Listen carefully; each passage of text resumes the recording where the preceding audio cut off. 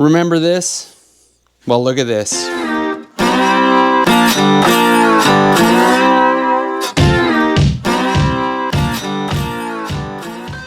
Through much searching and the help of an extremely knowledgeable boat salvager, we have found the replacement lower unit for Judith. We're gonna get her back on the water. It's not brand new. It is an original Mercruiser lower unit. That's the option that we picked. It was pretty much the cheapest option. It's factory parts, which I'm on board for. The look of the made in China brand new replacements, well, the reviews weren't stellar. I'm happy. I'm happy that we're gonna get it back together. I'm gonna show you, we're gonna fix a few other things, and I'll explain a little bit more of the story as we go. But the main point, let's get it back together and make sure it works. Alrighty, so like I said, this is an identical replacement, but with caution. We're gonna replace the water pump impeller, and there is a seal for the shift fork here. Because, you know, oil and water don't mix well together.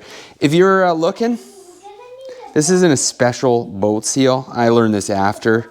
3/4 inch OD, 1/4 inch thick for a 3/8 shaft. Simple. But it was cheap anyway, so not a big deal. So it's actually in pretty good shape. It's not all bashed up. It's certainly not brand new, but I mean, well, you see this portion? Less ventilated. On the front side, like I said, everything's identical. So water pump impeller is in here. The shift fork seal, well, I'm not 100% sure, but this piece is actually in better shape. On our smashed and bashed one, this is broken. The only thing that is missing, if you'll remember from the teardown video, these are all bolts in the back. There's bolts, but in the front, there's one stud that threads into the leg itself. This unit didn't come with that stud, so whoever took it apart, they kept it for themselves.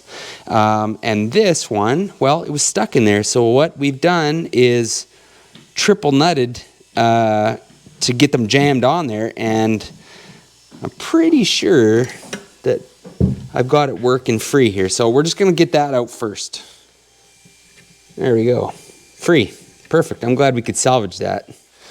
Now, according to the salvager, his name was Wayne. Yeah, Wayne, Premium Marine Salvage, pretty sure.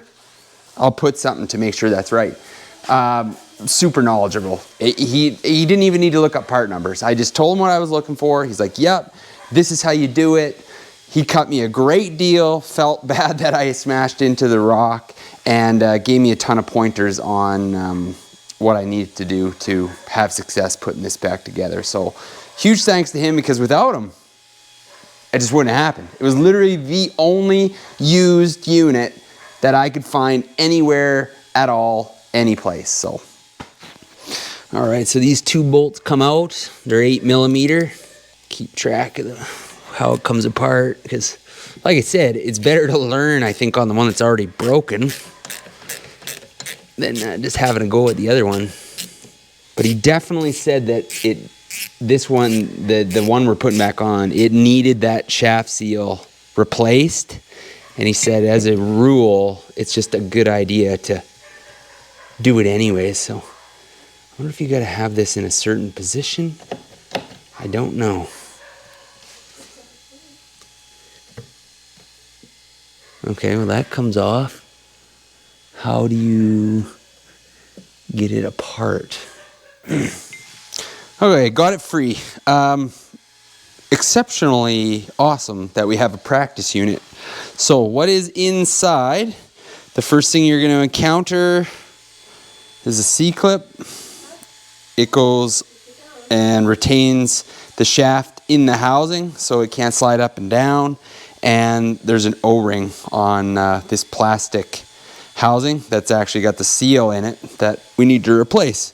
So you can see, obviously, if this seal leaks, oil from the leg out into the world, water, vice versa. So C-clip, the C-clip popped off, and it's just a spline shaft, and it took some force to pop it out. I think the only thing that I would take note of is make sure you note the orientation of the shaft so it all goes back together properly, or it won't shift. This is actually the other end. The only reason we could see this end is because it's smashed and falling apart, and that just goes in there like that. Click, click, click, click. I've just put pressure on the shift fork, and then you rotate the shaft, and then you can feel like that is firmly engaged in gear. And how I'm gonna note it is this fork is pointed straight forward. And if you remember from the disassembly video, you basically want this shift fork straight forward for the entire procedure on the whole thing, assembly, disassembly, because it needs to be straight forward, pointing towards the front, to be able to put it back on the upper part of the leg. So out it comes. This housing is actually in much better shape. Wonder if a guy shouldn't use the old housing and make one out of the two. All right, well, we've made the executive decision to use the housing that was off the broken unit because, well, it's substantially less disgusting than the one that come off the used unit. And what I thought, I looked at this, I thought, oh, look at this one. It's got a brass fitting in it. That's much better than the plastic fitting that was in the one I took off. Well, this is because somebody has made a mistake. So it's just a brass barb fitting with a zip tie on it. Whereas this is the actual quick connect factory, and it's got an O-ring seal in it. So this is garbage, and this is what we're gonna put the new seal in. So don't put the seal in upside down. Okay. Oh, well, yeah. So this back, new seal, O-rings, that's back in. Of course, we're using the shift fork from the new used unit because the other one's bent. Now, I don't know what this is. It's like I think it's just a dust seal, to be honest. But it's in good shape, so it just stays. So that was like this. This gently goes back in through there all the way up. Now it's going to catch on that C-clip groove, so just gently push it past. The O-ring's already in there, and then the C-clip. This, am I forgetting anything? I don't think so. In the hole, that's lined up with that. Got her first try. And then, on the other thing I'll point out, we have not put this stud that we saved back in, because while you're doing all this, it just seemed like it was going to be in the way. So done. Next up, water pump impeller. And son, you were asking what that is. That. Now this is specific. This you do. Oh, there is something you don't see often. Assembled in Italy. What is that? Assembled? I mean, it's a rubber impeller. What did they do? Put it in the plastic bag? Anyways, that's what it looks like. Look at this guy. He very nicely taped the shaft. But I'm pretty sure this is duct tape. And it leaves a very sticky residue. Yep, 8 mil for your water pump cover. I don't know where that came from. Where what? Oh, this comes. Ooh, it's crusty business. And there. You need a new one of those? And there's your water. That's how it is in there before you take the guts out of it. All right, water pump impeller. It looks like this, the old one. But when you take your new one out of the bag, these are going to be straight. You got to bend them over to fit them in the housing. So rather than I don't have a ton of experience with this. This is what I'm doing. You're going to fight and fight and fight, and then you're quickly going to realize that you don't have enough fingers to keep all these bent in the right position. So I just wrapped it with a zip tie, and then it easily starts into the housing like that, or so it should. And then a guy can just push these down into the housing. Down, down, down, and the zip tie should just come out like that. There. That was easy, just like that. Okay, this is all resealed now. Got the impeller. Remember, the impeller, water pump impeller, it comes with a key. You have to remember to put the key in, or the impeller, well, it doesn't do anything. Don't forget the key. Snug these up. The last thing I gotta remember to put in, don't forget this. If there's one thing, I've watched enough YouTube videos on this subject, the O-ring that goes over this gallery between the lower unit and the upper unit, if you forget this, you're screwed. Don't forget it. Little teeny O-ring. Now the trickiest piece to me seems, because I've saw a few channels do reassembles on these, and a lot of them, like they were professionals. I mean, I'm just enthusiastic about this, is they had a jig to line things up, to hold everything still, because there is a cooling tube that slips over top of the water pump. That's how it works. So it slips over top of this, and then it's a piece of copper tubing that goes up to the upper unit, and it's sealed with O-rings. So that's got to line up. The splines have to line up. The splines lining up, not a big deal, because I mean they're shafts, you can just turn them. So I'm just gonna get it. I'm just gonna have a go at it. Open the hole. That's a good start. Okay, gentle. I don't want to get them tightened off kilter.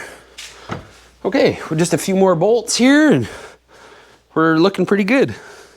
Now, if you were to ask me, say, Scott, did this sour your experience now on boating? It did not, actually, one bit. It did not one bit.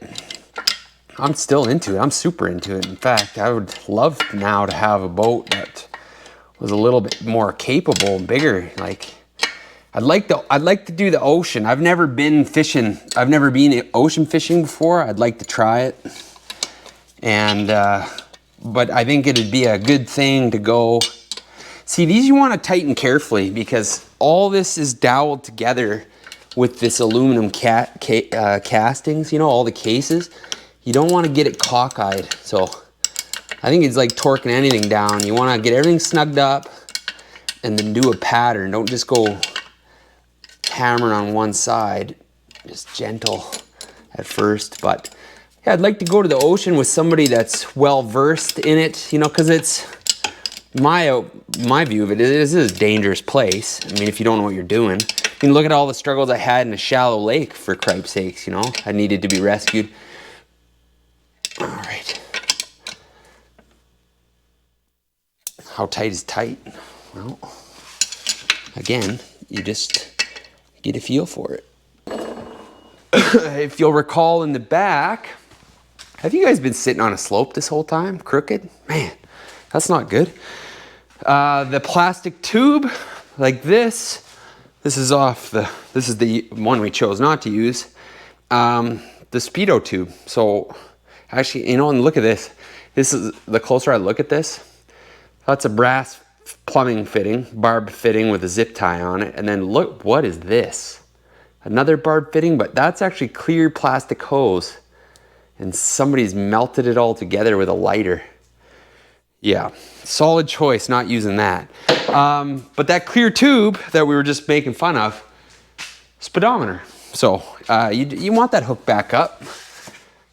A little more pesky duct tape to deal with. The guy nicely protected the shaft. If you're watching me work right here and you notice the boxes over here, Captain Morgan's, we're not buying cases of rum. They have old wine bottles in them. That brass washer on there with the taper the right direction. The prop will go in and you'll feel it line up on that washer. There you go, hear that? Spline sleeve goes in next. that on there like that. Slides that in. Well, here's where we're gonna go off the rails. The tab washer and the nut, you probably should have a new one. Well, here we are. This goes in this way, okay? Because the nut fits inside of this like that. So the trim tab washer goes in. And we got our nut. Oh, as snug as possible. We've trimmed the motor down because the oil level is to check is in the top. A boat motor leg, when you fill it with oil, you do not fill it from the top. You fill it from the bottom up to force all the air out. And well, I've never done it on this, so let's find out. Okay, so how do you fill from the bottom? Well, you got to get yourself one of these lower unit fluid pump. Let me make a couple versions of this one, but this one is specifically for marine applications. This will thread into the lower drain hole. It's got a pump, and then of course we're treating it to some fine AMSOIL product here. It says it holds about 2 quarts. So this simply threads in the drain hole like that. It's got an O-ring on it, of course, like that, finger tight, like that. Then you're gonna take your hose, tip the jug. Back up here. So I showed you taking the top plug out, but what I overlooked here is you're also gonna wanna pop this out. This is an oil vent. So that's actually gonna be the appropriate level. If you look at the correlation of the dipstick, you see the tick on the dipstick and the vent hole, kind of in the same, it's the same deal. So, oh, that's tight. I'm gonna have to grab that wrench. But anyways, I'm gonna pop that out, and then when oil runs out that hole, Bob's your uncle. There we have it. See the run and drip? Okay, we'll just put that plug in there. So now we've got the bottom plug in, the oil vent plug is in, the hole that you saw the oil run out of. You're just gonna take your dipstick. I don't actually know. And does it matter? Some say, oh, this machine, you screw the dipstick in to check the level. Some, they say you just push it up to the, come on, get real. So we're right on the mark. I'm happy with that.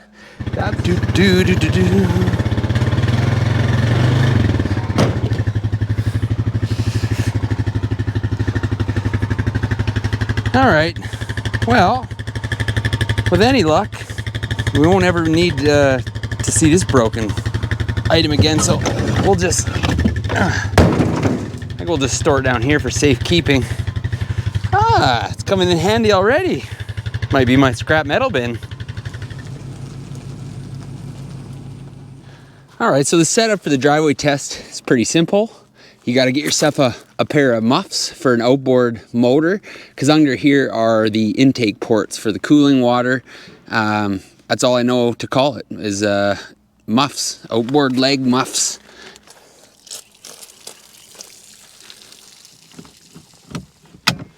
See if it turns. I haven't even ran it since we crashed, so let's see what it does.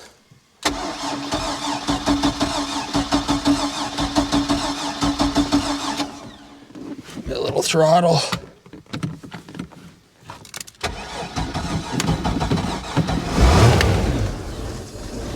There she is.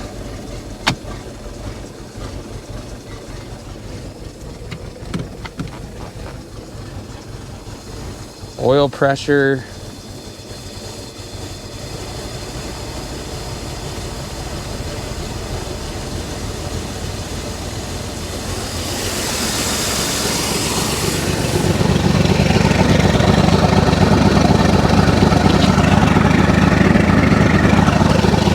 Water coming out everywhere.